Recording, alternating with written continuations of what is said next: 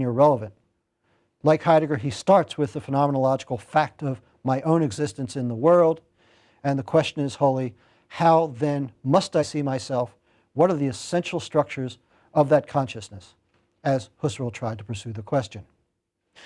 Because I'm both being in itself and being for itself, because I'm both a body and a mind, I have two different sets of attributes. On one hand, what I have is what Heidegger had called, and what we will call, following Sartre, facticity. Facticity should be construed as simply the sum total of facts that are true about us.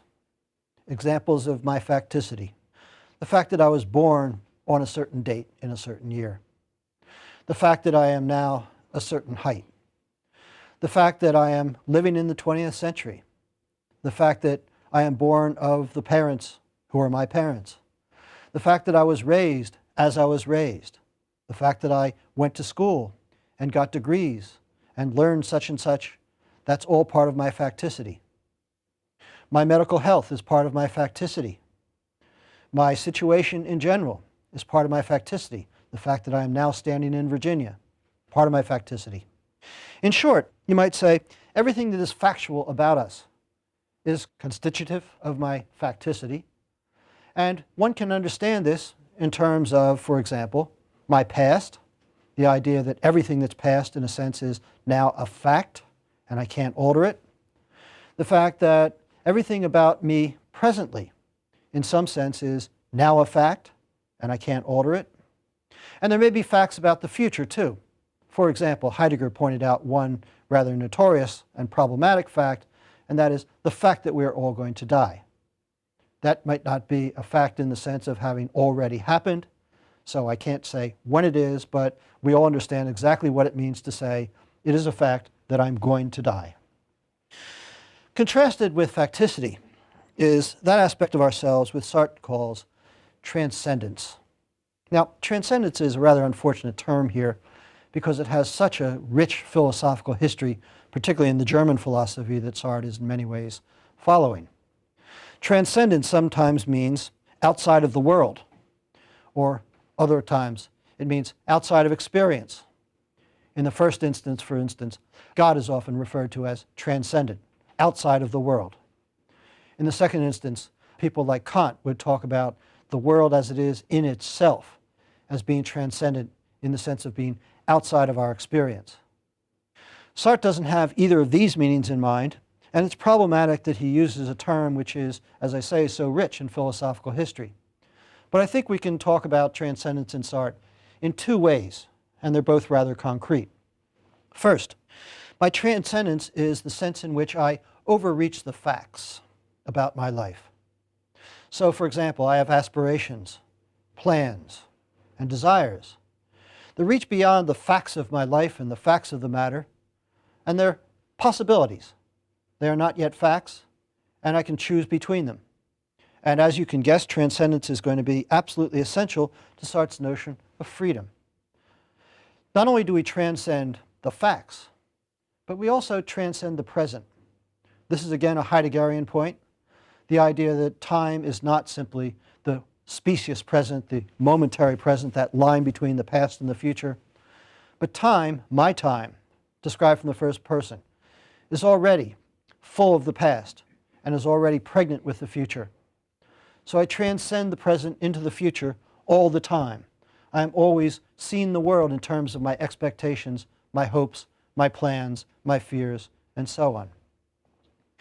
In a sense, to say that I'm transcendence is to say that I am not what I am. And Sartre puts in as one of his more frequent little paradoxes that the very nature of being for itself, and consequently the hallmark of transcendence, is the fact that I am what I am not, and I am not what I am. It sounds straightforwardly paradoxical, but I think we can now understand it quite clearly. What I aspire to be is, let's say, a lawyer. I am not now a lawyer. Nevertheless, my plan, my aspiration, is to be defined in terms of becoming a lawyer, and my activities from now until then can be understood only in terms of that plan. Am I a lawyer now? No. But to describe me, you would have to say what I am not yet. The sense is that we are always to be described in terms of our possibilities and our plans. And again, to go back to a point I made very early in the Sartre lectures, this is not necessarily something that I am fully conscious of in the sense of being reflectively articulate about it.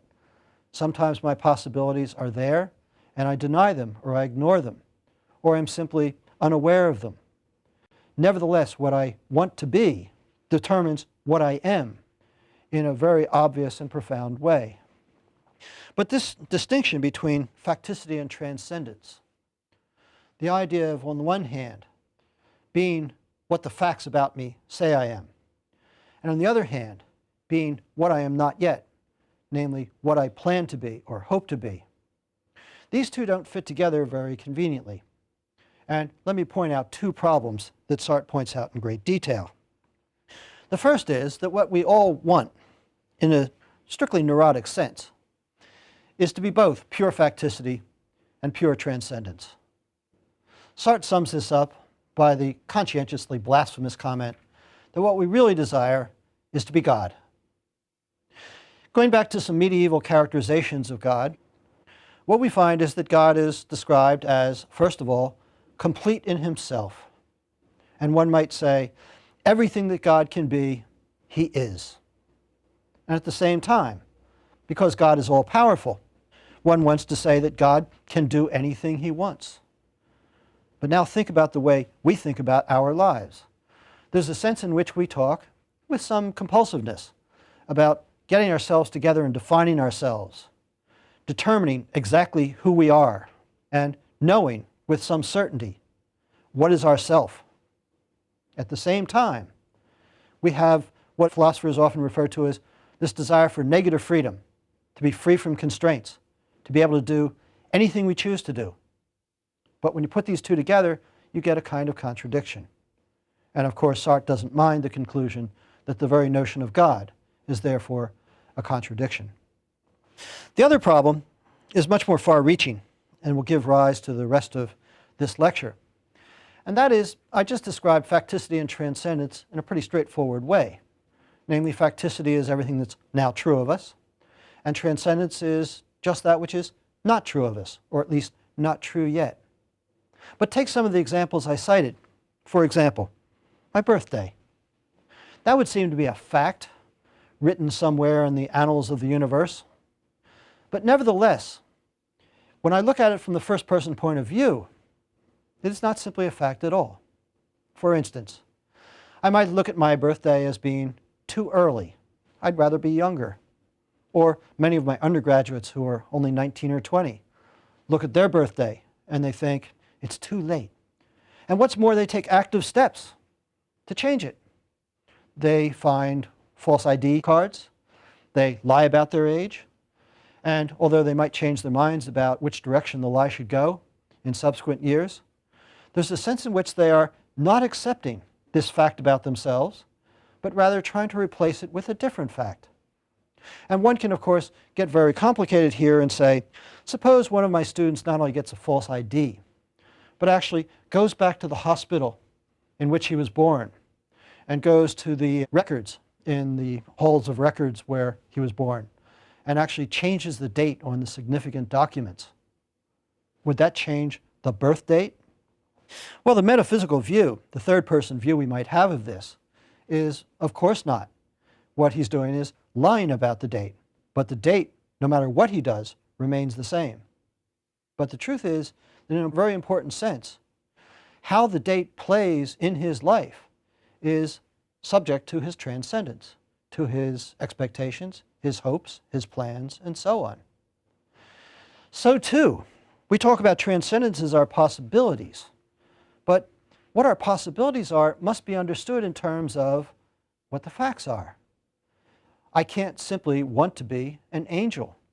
I can't simply want to be, at my age, a great basketball player. I'm too short and I'm too old.